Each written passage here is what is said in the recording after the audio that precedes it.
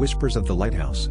The wind howled around the battered lighthouse, each gust rattling the glass of the lantern room where Keeper Ellis sat hunched over his battered logbook. Tonight, the fog pressed thick against the windows, and from the swirling grayness came the unmistakable sound of whispers, soft, sibilant voices that seemed to slip through the walls themselves.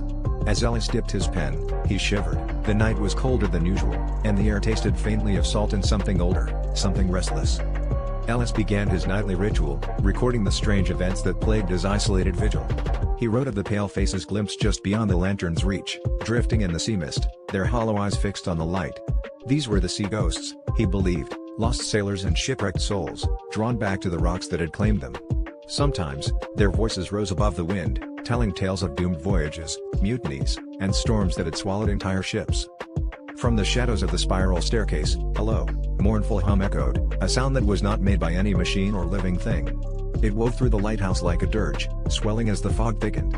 Ellis listened, heart pounding, as the whispers grew louder, layering over one another in a chorus of regret and longing. The keeper fumbled for his lantern, half expecting to see spectral hands reaching for him from the gloom. Outside, the waves crashed relentlessly against the rocks, a dark symphony that mingled with the eerie music of the ghosts.